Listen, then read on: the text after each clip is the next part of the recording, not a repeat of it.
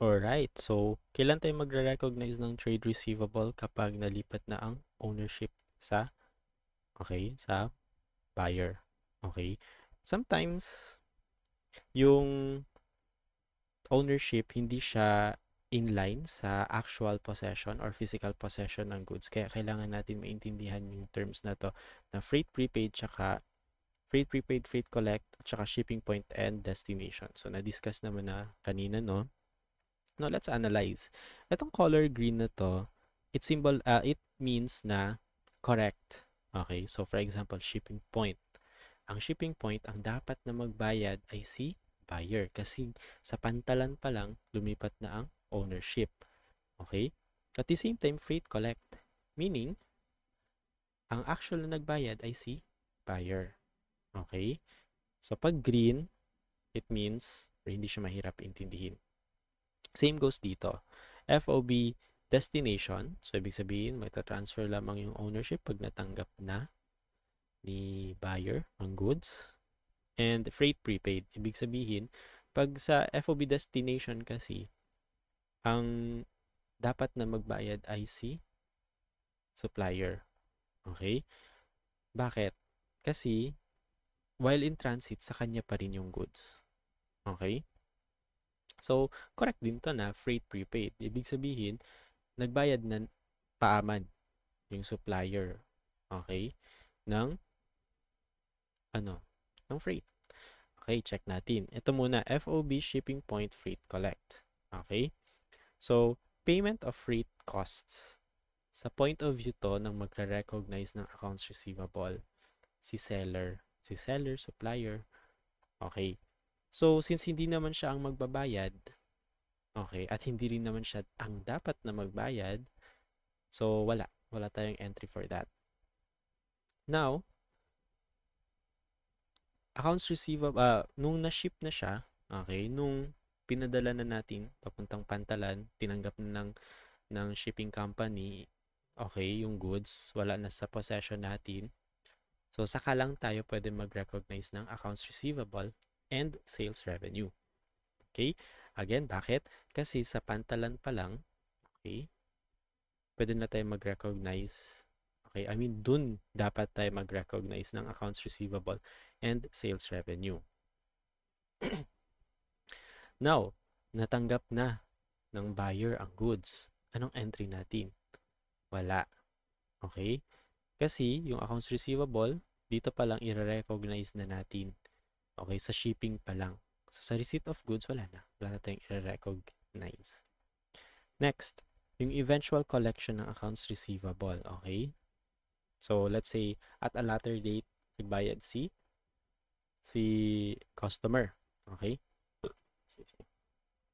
So, yun. Magde-debit, of course. Magde-debit tayo ng cash and credit accounts receivable. Ito yung pinaka-basic sa lahat ng combination, okay, ng freight terms tsaka ng freight charges. Now, let's proceed dito naman sa ito yung FOB destination freight prepaid. Again, FOB destination meaning matatransfer lamang ang ownership pag natanggap na or nakarating na sa destination ang goods. Okay, sige. First, punta muna tayo dito sa payment of freight costs. So, sino ba ang dapat na magbayad pag FOB destination? So, pag FOB destination, matatransfer lang ang ownership pag nakarating na ang goods sa destination or sa natanggap na ni buyer. So, ibig sabihin, while in transit, hindi pa natatransfer ang goods, ang ownership ng goods. Okay, ibig sabihin kay supplier pa rin yan. At since kay supplier pa rin yan, siya dapat ang magbayad. Okay, so of course, credit cash, magbabayad siya. Okay, then debit, prepaid freight. Okay, so hindi muna tayo magre-recognize ng freight out. Magre-recognize lang tayo ng freight out kapag natapos na yung pag-deliver. Okay? So, asset pa rin natin yan. Now, na-ship na natin. Wala tayong entry. Okay? Na-ship lang natin eh. Kasi sa atin pa rin naman yan. Now, natanggap na natin ang goods. So, pag natanggap na natin ang goods, pwede na natin i-expense yung prepaid freight natin And magre-recognize na tayo ng expense na freight out. And then, pwede na rin tayo mag-recognize ng accounts receivable and sales. Okay? Sir, nasa ng inventory?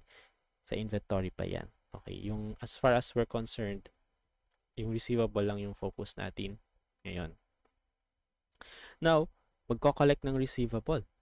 Ayun. So, debit, cash, credit, AR. It would mean na na-collect na natin siya. Okay? Sige, now check natin tong mga let's say mismatch. Okay? So, balikan natin to freight collect and then FOB shipping point.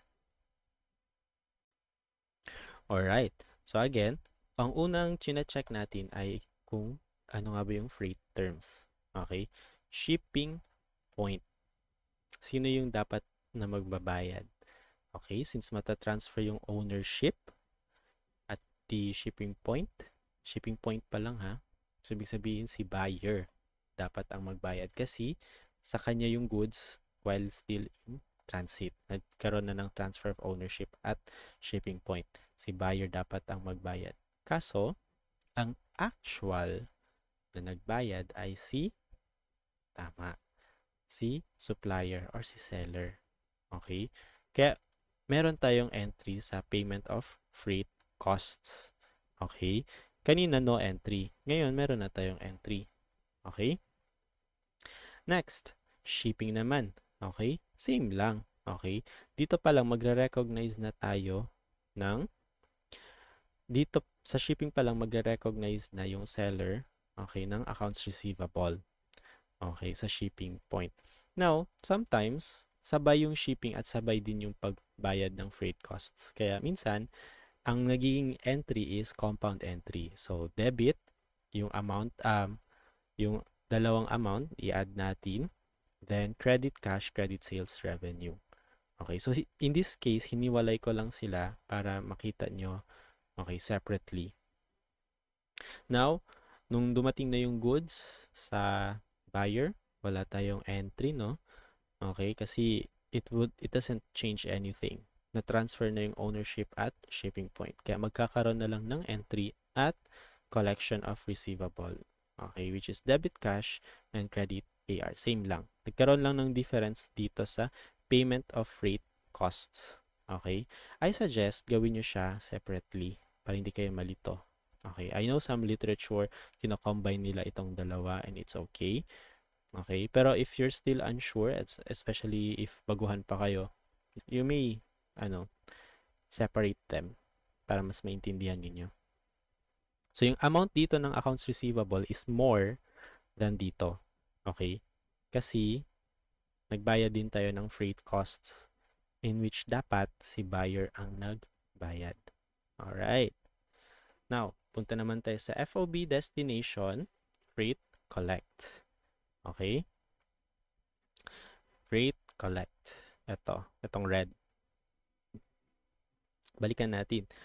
Sino nga ba ang dapat na magbayad sa FOB destination? Tama. Ang dapat na magbayad sa FOB destination ay si seller. Okay? Or si supplier. Si supplier ang dapat na magbayad kasi magta-transfer lamang ang ownership pag natanggap na ni buyer ang goods. Okay? So, ibig sabihin, while still in transit kay seller pa rin ang goods. Okay? So, payment of freight costs. Okay? Dapat siya ang magbabayad, no? Pero in reality, ang magbabayad is si buyer. Okay? Na-check natin. So, wala tayong entry dito kasi wala naman tayong nilabas na money. Alright? At the same time, magiging liable lang tayo pag natapos na yung pag-ship. Alright? So, ngayon, okay, sinampa na natin sa barko yung mga goods. Okay? May entry ba tayo? Wala. Okay, kasi FOB destination nga. Matatransfer lang ang ownership kapag nakarating na ang goods kay buyer. Unfortunately, hindi pa. Okay? Nasa pantalan pa lang and in transit pa. Okay? Sa atin pa yan. Next, natanggap na, okay, ng buyer. So, may transfer of ownership na ba? Yes. Okay? So, magde-debit tayo ng freight out. Actually, ito talaga ang unang entry. Accounts receivable and sales revenue. Okay? So, meron tayong amount na receivable at meron tayong sales revenue na i-recognize sa receipt ng goods. Okay? Kasi matatransfer lang yung ownership kapag natanggap na ang goods. Now, check naman natin. Paano natin i-recognize yung freight na dapat tayo ang nagbayad pero si buyer ang nagbayad on our behalf? So, okay. Instead, bawasan na lang natin yung accounts receivable natin. Okay? So, this amount, ilaless natin. Okay? So, some literature or some books, ino-offset na lang nila at ginagawa na lang compound entry. But I suggest, gawin nyo siya separately para maintindihan nyo. So, again, lower amount na to siya, no? Ang accounts, babawasan natin yung accounts receivable natin. Kumbaga, since nag-abono ka sa akin, babawasan ko na lang yung amount due mo. Okay. And then dito, it's dapat mag-recognize na tayo ng freight out. Okay. Ang expense. Sir, bakit hindi prepaid? Walang prepaid freight? Kasi wala nga tayong ni-recognize na prepaid kasi hindi nga tayo nagbayad. Right. And then, yun, the usual collection of receivable, cash and AR. So, one strategy dito, no, is that gawin nyo siya. Isa-isa sa pagdating na sa problems. Okay? And it's a skill. Okay, siguro at first malilito pa kayo, FOB shipping point, FOB destination. But once you get the logic, what the word tries to define, then you're good to go.